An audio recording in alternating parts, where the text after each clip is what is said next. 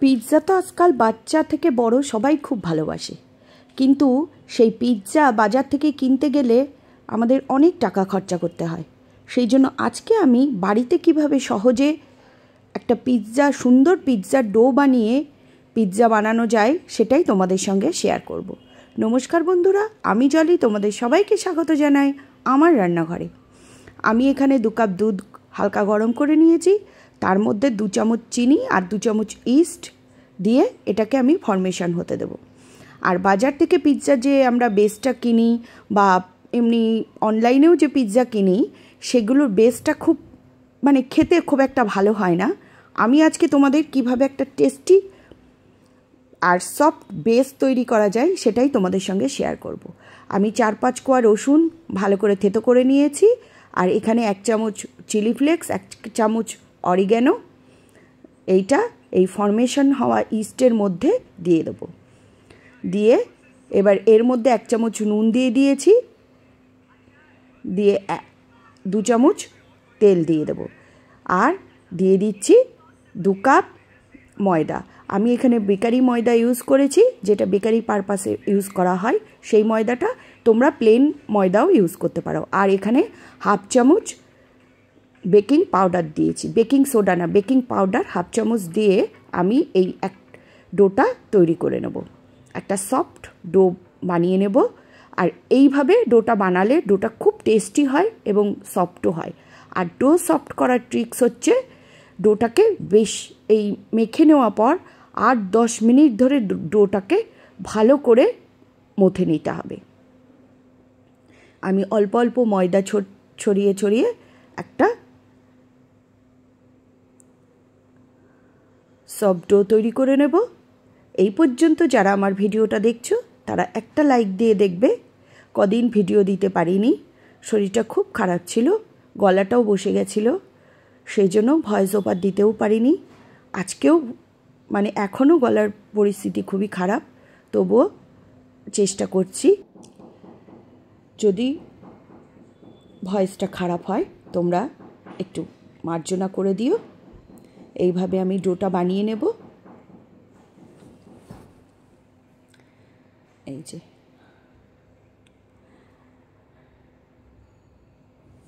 বেশ খানিকক্ষণ ধরে আমি এটাকে ভালো করে মথে নেব। এই যে দেখো, এইবার এইটাকে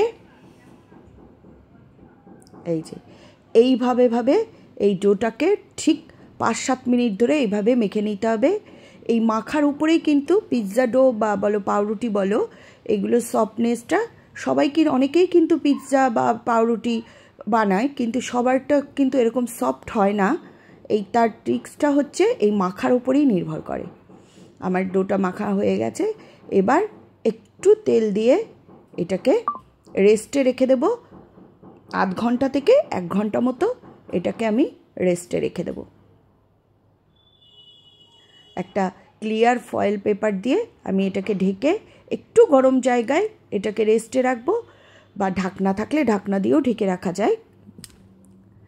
এই যে এবার আমি কিছু yellow bell pepper, red bell pepper আর গ্রিন ক্যাপসিকামটা আমার ওটা আগে থেকে রেডি করা আছে, সেই জন্য ওই ভিডিওটা তোমাদেরকে দেখাতে পারলাম না।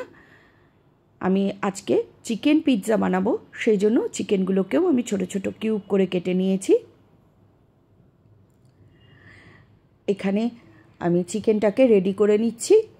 একটু রসুন, একটু চিলি ফ্লেক্স, অরিগানো দিয়ে চিকেনটাকে আমি রেডি করে নিচ্ছি। আজকে আমি চিকেন পিৎজা বানাবো। যারা ভেজ পিৎজা বানাবে এখানে চিকেনটাকে স্কিপ করে সেখানে পনির দিয়ে দিতে পারো। চিকেনটা রেডি হয়ে গেলে এই যে ইয়েলো রেড বেল পেপার দিয়ে দিয়েছি।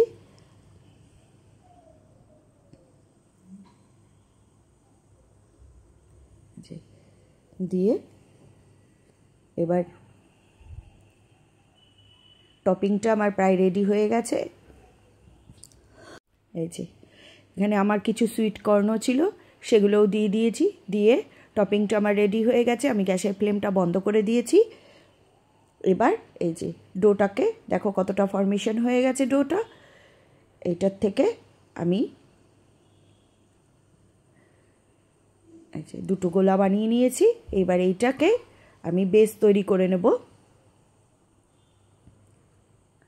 হাতের সাহায্যে আমি একটা বেস তৈরি করে নিয়েছি, নিয়ে সেটাকে এই ছুরি দিয়ে ঠিক এইভাবে ফুটিয়ে ফুটিয়ে দিতে হবে যাতে এটা না ফুলে। আর এই যে এই সসটা দিয়ে আমি বেসটাকে 8 থেকে 10 মিনিট মতো বেক করে নেব। এটা পিৎজা সস, এটাও আমার হোমমেড বানানো। এটা যদি কারোর এই পিৎজা সসটা লাগে বলবে, আমি আবার এর ভিডিওটা শেয়ার করব। সবই হোমমেড, এটা বাচ্চাদেরকেও দেওয়া যায়, খুবই হেলদি। আজকে আমি দুটো পিৎজা বানাবো। এই যে এইভাবে এর ওপর দিয়ে একটু অরিগ্যানো আর সামান্য একটু চিলি ফ্লেক্স ছড়িয়ে আমি এটাকে 8 থেকে 10 মিনিট বেক করে নেব। তারপরে আমি উপরের টপিংটা দেব। এতে পিৎজাটা মানে খুব সুন্দর হয়। যারা কোনো দিন বানাওনি বা মানে ভালো পারো না, তারা ঠিক এইভাবে করবে, দেখবে পিৎজাতে কোনো ভুল হবে না। আমি আর 5 মিনিট মতো ঢেকে রেখেছিলাম। ওভেনটাকে প্রিহিট করে 180 ডিগ্রিতে 10 মিনিট এটাকে বেক করে নেব। এই যে 80 ডিগ্রিতে 10 মিনিট বেক করে নেওয়ার পর এইবার এর ওপরে এই যে চিজ ছড়িয়ে দেব। আমি এখানে 3 রকমের চিজ নিয়েছি, মজারেলা, প্রসেস আর চিডার। এই 3 রকমের চিজ দিয়ে আমি পিৎজাটা বানাবো। চিজটা পিৎজার হচ্ছে মেন চিজ। চিজটা বেশি হলে পিৎজাটা খেতেও ভালো লাগে। সেই জন্য আমি প্রথমে একটু চিজ দিয়ে তারপরে ওপরে টপিংটা দিয়ে দিচ্ছি। এটা আগেই আমার বানানো ছিল। Chicken, white, green, red, yellow bell pepper আর সুইট কর্ন দিয়ে যে বেসটা টপিংটা তৈরি করেছিলাম, সেই টপিংটা ওপর থেকে একটু রেড বেল পেপার আর ইয়েলো বেল পেপার কেটে কাঁচা দিয়ে দিচ্ছি। এগুলো সবই দেখনাই সৌন্দর্যের জন্য। আমার এই পিৎজা মেকিংটা তোমাদের কেমন লাগলো অবশ্যই জানাবে। ভালো লাগলে আমার পাশে থেকো, দেখতে থাকো। ওপর থেকে আবারও আমি চিজ ছড়িয়ে দেব। ছড়িয়ে এটাকে আমি আবারও 5 থেকে 6 মিনিট মতো বেক করে নেব। মজারেলা, প্রসেস আর চিডার চিজ সব এক এক করে উপরে ছড়িয়ে দিলাম।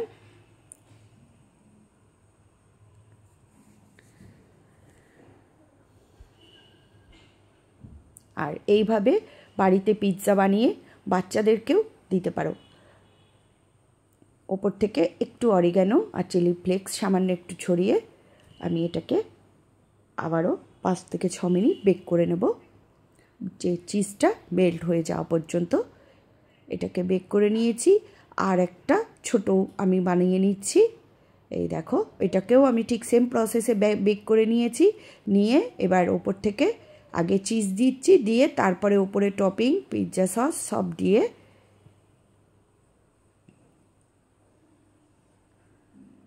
এই যে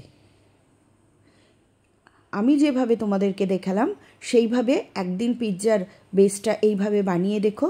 যারা পিৎজা খায় না তারাও খুব ভালোবাসবে। অনেকেই পিৎজা পছন্দ করে না শুধুমাত্র ওই বেসটার জন্য। বেসটা অনেকেরই ভালো লাগে না, কিন্তু এইভাবে বেসটা বানিয়ে দেখো, খুব সুন্দর লাগবে। এই যে আমার পিৎজা রেডি। যদি তোমাদের আমার পিৎজাটা ভালো লাগে তাহলে আমাকে জানিও।